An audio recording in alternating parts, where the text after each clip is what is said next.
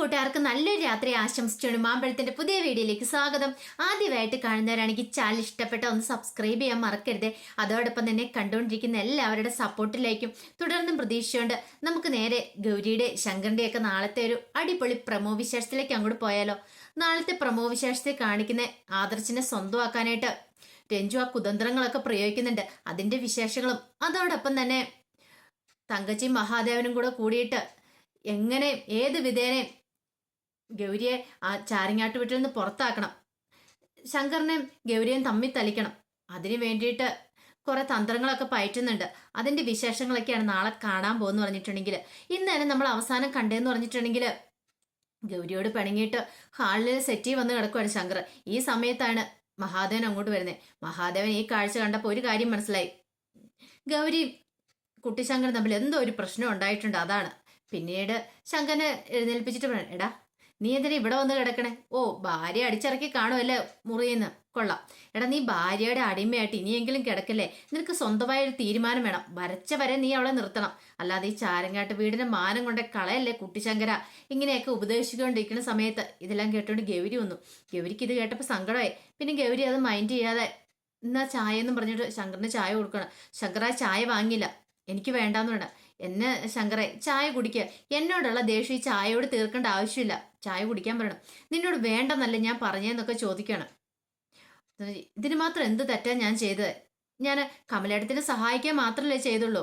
കമലയിടത്തിയുടെ നിങ്ങൾ എല്ലാവരും ചെയ്തതിന്റെ പകുതിയിലൊന്ന് ദ്രോഹം ഞാനിവിടെ ആർക്കും ചെയ്തിട്ടില്ല. അല്ലെങ്കിൽ ഞാൻ ആർക്കും ദ്രോഹം ചെയ്തിരിക്കുന്നത് കമലയിടത്തിനെ സഹായിച്ച ഒരു കുറ്റമാണോന്ന് ചോദിക്കുകയാണ്. കമലയിടത്തിയുടെ വയറ്റിലുള്ള കുഞ്ഞിനെ നശിപ്പിച്ചിട്ട് ഇപ്പോഴും നല്ല സുഖമായിട്ട് ഇവിടെ ജീവിക്കുന്നു. അതും പോരാഞ്ഞിട്ട് ഇപ്പൊ അതിന്റെ പേരിൽ ഹോസ്പിറ്റലിൽ കൊണ്ടുപോയെന്ന് പറഞ്ഞുകൊണ്ടാണ് എനിക്ക് കിട്ടിയേക്കുന്ന ചീത്ത മുഴുവനും. കൊള്ളാ ശങ്കരെ, നിങ്ങൾ ഇവരെല്ലാം പറയുന്നത് കേട്ട് ഇങ്ങനെ ഇവരുടെ താളത്തിന് തുള്ളിയിട്ടുണ്ടെങ്കിൽ നമ്മുടെ ജീവിതം ഇല്ലാതാന്ന് പറയണം. ശങ്കറിന് അതും കൂടി ഇഷ്ടപ്പെട്ടില്ല. ഈ സമയത്ത് മഹാദേവൻ പറഞ്ഞു, കൊള്ളാം, നിന്റെ ഭാര്യ പറയുന്ന കേട്ടോ. അവൾക്ക് ഈ ചാരങ്ങാട്ടുകളിൽ ഭയങ്കര അധികാരമുള്ള അങ്ങോട്ട് ഇച്ചിരി വിദ്യാഭ്യാസം ഉണ്ടെന്ന് കരുതിയിട്ട് ഈ ചാരങ്ങാട്ട് കുടുംബത്തിലുള്ള എല്ലാവരുടെയും തലേ കയറി നിരങ്ങുന്ന അവളുടെ വിചാരം. ഇങ്ങനെ പോയിട്ടുണ്ട്. അധികം വൈകാതെ തന്നെ നിന്നെ ഈ വീട്ടിൽ നിന്ന് തന്നെ അവൾ അടിച്ചിറക്കും. കണ്ടു, നീ നോക്കിയിരുന്നോളം പറയണേ. ഇച്ചിരി വിദ്യാഭ്യാസ കൂടുതലുണ്ടതിന്റെ കുഴപ്പം അവക്ക് എന്നൊക്കെ പറഞ്ഞിട്ട് മഹാദേവൻ അങ്ങോട്ട് പോവാണ്. ശങ്കരൻ അങ്ങോട്ട് ദേഷ്യം വന്നു. നിനക്കിപ്പോ തൃപ്തിയായല്ലോ. എന്തിനു വേദിനും അവൾ പുറകെ വന്നോളൂ. അവളുടെ ഞാൻ പറഞ്ഞു തന്നെ മര്യാദയ്ക്കിരിക്കണം, മറ്റുള്ളവരുടെ കാര്യത്തിൽ ഇടപെടാൻ പോകരുതെന്ന്. എന്നിട്ട് ചീത്ത കേൾക്കുന്ന മുഴുവൻ ഞാനും എന്ന് പറഞ്ഞ് ശങ്കർ ദേഷ്യപ്പെട്ട് അങ്ങോട്ട് കയറിപ്പോണം. ഗൗരിക്ക് വല്ലാതെ ടെൻഷനായിപ്പോയി. ഒരു സമാധാനം ഇല്ലായിരുന്നു. പിന്നീട് ഗൗരി അടുക്കളയിലേക്ക് എല്ലാ സമയത്ത് കമല എവിടെ ഉണ്ടായിരുന്നു. കമല ചോദിച്ചു, ഞാൻ കാരണം ഗൗരിക്ക് ബുദ്ധിമുട്ടായില്ലേന്ന് ചോദിക്കണം. എന്താ കമലടുത്ത് ഇങ്ങനെയൊക്കെ പറയണേ? എനിക്ക് മനസ്സിലായി, ഞാൻ കാരണമല്ലേ ഗൗരി ഇപ്പൊ വഴക്ക് കേട്ടോണ്ടിരിക്കണത്. നിങ്ങളുടെ കുടുംബജീവിതം കൂടെ ഞാനായിട്ട് തകർന്നല്ലേന്ന് ചോദിക്കണം. ദേ കമലടുത്തി അതൊന്നും ചിന്തിക്കുക പോലും വേണ്ട കേട്ടോ. എനിക്ക് അങ്ങനെയുള്ള പ്രശ്നമില്ല. പിന്നെ ശങ്കറിന്റെ കാര്യം, ശങ്കറിനെ ഞാൻ മാറ്റിയെടുത്തോളാം. പിന്നെ എല്ലാരും പറഞ്ഞു കഴിയുമ്പോഴത്തേനും ശങ്കറിന്റെ മനസ്സിലൊരു വിഷമമൊക്കെ ഉണ്ടാവും. അത് കുഴപ്പമില്ല, അത് ഞാനായിട്ട് പറഞ്ഞ് തിരുത്തിക്കോളാന്ന് പറയണം. അതിന് ഇവിടുത്തെ അച്ഛനും അമ്മയുടെ സ്വഭാവം അറിയാലോ. കമലടുത്തേക്ക് എന്തെങ്കിലും ഉണ്ടെങ്കിൽ അതൊരു വലിയ പ്രശ്നമാക്കാനേ നോക്കുള്ളൂ. അതുകൊണ്ട് അത് അധികം മൈൻഡ് ചെയ്യാതിരിക്കുന്നത് നല്ലതെന്നൊക്കെ പറയാണ്. പിന്നീട് കാണിക്കുന്ന പറഞ്ഞിട്ടുണ്ടെങ്കിൽ ആദർശ് ലീവ് എടുത്തിരിക്കുമായിരുന്നു. ഈ സമയത്തൊക്കെ രഞ്ജു വിളിക്കുന്നുണ്ടായിരുന്നു. രഞ്ജുവിനെ ഫേസ് ചെയ്യാനുള്ള ഒരു ബുദ്ധിമുട്ട് കൊണ്ടാണ് ആദർശ് ബാങ്കിലേക്ക് പോയിരുന്നത്. പിന്നെ ആദർശന് തോന്നി ഇനിയിപ്പൊ താനിവിടെ ബാങ്കിൽ പോകാതിരുന്നിട്ടുണ്ടെങ്കിൽ അവൾക്ക് എന്തെങ്കിലും സംശയം തോന്നി അവൾ ഈ വീട്ടിലേക്ക് എങ്ങാനും വന്നാലോ, അന്നെങ്കിൽ ആ പട കുളവും. അവളുടെ സ്വഭാവം എന്നിട്ട് പറയാൻ പറ്റില്ല. ചിലപ്പോൾ ഇടിച്ചു കയറി വീട്ടിലേക്ക് അങ്ങോട്ട് വരും. അതുകൊണ്ട് അതിനേക്കാളും ഭേദം ബാങ്കിലേക്ക് തന്നെ പോകുന്നതാണ് നല്ലത്. പിറ്റേ ദിവസം ആദർശ് ബാങ്കിലേക്ക് പോകാൻ ഒരുങ്ങുവാണ്. അപ്പൊ വേണി വന്നിട്ട് ചോദിച്ചു, അല്ല നിങ്ങൾ ലീവാന്ന് പറഞ്ഞിട്ട് എന്താ മനുഷ്യൻ നിങ്ങൾ പോണേന്ന് ചോദിക്കുകയാണ്. അല്ല, എനിക്കിന്ന് പോകാൻ തോന്നി. എന്ന് വെച്ചാൽ അർജന്റ് വർക്കൊക്കെ ഉണ്ടെന്ന് പറയാൻ. ഓ, നിങ്ങൾക്ക് പിന്നെ തോന്നുമ്പോഴാണല്ലോ. ഇന്നലെ പറഞ്ഞിന്ന് പോകുന്നില്ല എന്ന് പറഞ്ഞു. കുറെ പഠിക്കാനുണ്ടെന്ന് പറഞ്ഞു. ഇന്നിപ്പോഴാണ്ട് ബാങ്കിലേക്ക് പോകണം. വേണി പിന്നെ കൂടുതലൊന്നും പറഞ്ഞില്ല. പിന്നീട് ആദർശ് ബാങ്കിലേക്ക് ചെല്ലുമായിരുന്നു. ആദർശ് ബാങ്കിൽ ചെന്നപ്പോഴത്തേനും രഞ്ജു വന്നിട്ടുണ്ട്. ആദർശാണ് വല്ലാത്തൊരു ബുദ്ധിമുട്ട്. താൻ കഴിഞ്ഞ ദിവസം പറഞ്ഞ് കുറച്ച് കൂടിപ്പോയോ, തന്നോട് പിണക്കുമായിരിക്കും അവൾക്ക്, എന്താണെന്നറിയില്ല. അവളുടെ അടുത്തേക്ക് പോകണോ അങ്ങനെയൊക്കെ ചിന്തിച്ചുകൊണ്ടിരിക്കുന്ന സമയത്ത് രഞ്ജു അടുത്തേക്ക് വരുവാണ്. രഞ്ജു അടുത്ത് വന്നിട്ട് ആദർശനോട് പറഞ്ഞു, എനിക്ക് കുറച്ച് ഡൗട്ട്സ് ഒക്കെ ഉണ്ട്, അതൊന്ന് ക്ലിയർ ചെയ്ത് തരുമോ എന്ന് ചോദിക്കണം. പെട്ടെന്ന് ആദർശന് എന്ത് മറുപടി പറയണമെന്ന് അറിയത്തില്ല. ചെയ്ത് കൊടുക്കില്ലെന്ന് പറയാൻ പറ്റില്ല. കാരണം തൻ്റെ ട്രെയിനി ആയിട്ടാണ് സാർ അപ്പോയിന്റ് ചെയ്തിരിക്കുന്നത്. അപ്പൊ അതിന്റെ ഡൗട്ടൊക്കെ ക്ലിയർ ചെയ്ത് കൊടുക്കുന്നത് തൻ്റെ കടമയാണ്. അതിനെന്താ, രഞ്ജു കൂടി ഇരുന്നോളാൻ പറയാണ്.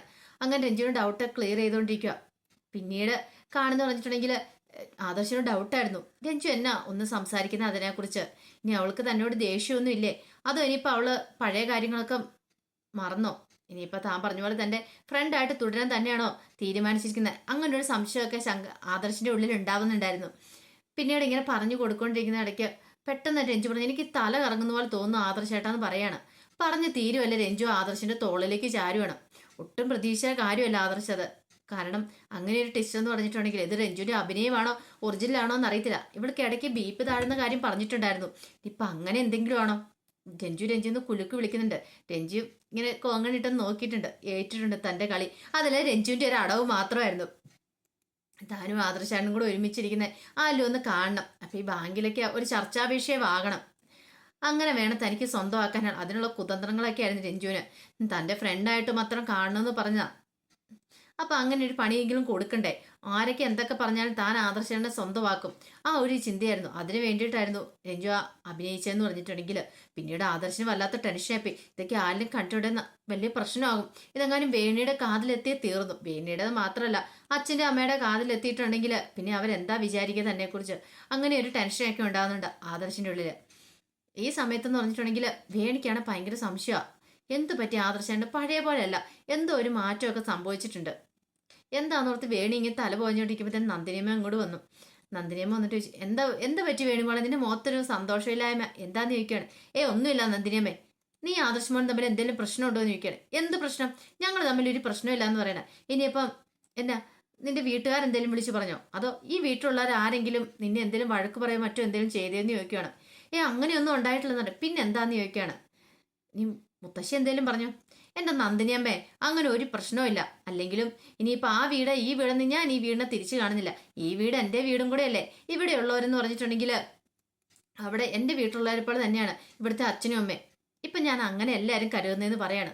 നന്ദിനിയമ്മയ്ക്ക് ഇതൊക്കെ കേട്ടപ്പോൾ സന്തോഷമായി. അപ്പോൾ തനിക്ക് തോന്നിയതായിരിക്കും വീടിൻ്റെ ഉള്ളിൽ എന്തോ ആദർശമായിട്ട് എന്തോ ഒരു പിണക്കമുണ്ടെന്ന് തനിക്കൊരു തോന്നലായിരിക്കും എന്ന് ഓർത്തുകൊണ്ട് നന്ദിനിയമ്മ അങ്ങോട്ട് പോവാണ്. അപ്പം വേണി മനസ്സ് വിചാരിച്ചു, ഇതങ്ങനെ വിട്ടാൽ പറ്റില്ല.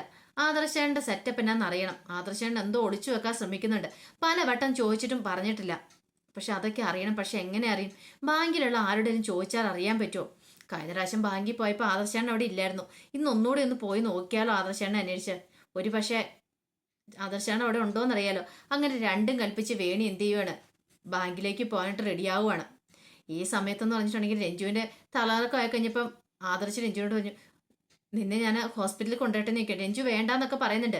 പിന്നീട് ആദർശിന് തോന്നി ഇനി ഇവിടെ നിർത്തിയിട്ട് ശരിയാവത്തില്ല. പിന്നെ രഞ്ജുവിനെ മേടിച്ചിട്ട് ഹോസ്പിറ്റലിലേക്ക് പോവാണ്. അപ്പം അതിൻ്റെ വിശേഷങ്ങളൊക്കെയാണ് നാളെ കാണാൻ പോകുന്നത്. ഇപ്പം ആദർശ് ഹോസ്പിറ്റലിലേക്ക് കൊണ്ടുപോകുന്ന സമയത്ത് ആ സമയത്ത് അതിന് വേണി വന്നിട്ടുണ്ട്. തീർന്നു അതോടുകൂടി. ഇന്നും ആദർശ് ഓഫീസിലെന്ന് അറിഞ്ഞിട്ടുണ്ടെങ്കിൽ വേണിക്ക് സംശയങ്ങളൊക്കെ ഉണ്ടാവും. അപ്പം അതിൻ്റെ വിശേഷങ്ങളൊക്കെ നമ്മൾ കാണാൻ പോകുന്നു പറഞ്ഞിട്ടുണ്ടെങ്കിൽ ആ വിശേഷങ്ങൾക്കായി നമുക്ക് കാത്തിരിക്കാം കേട്ടോ. ഒരിക്കൽ കൂടി എല്ലാവർക്കും നല്ലൊരു രാത്രി ആശംസിച്ചുകൊണ്ട് നിർത്തുന്നു. നന്ദി.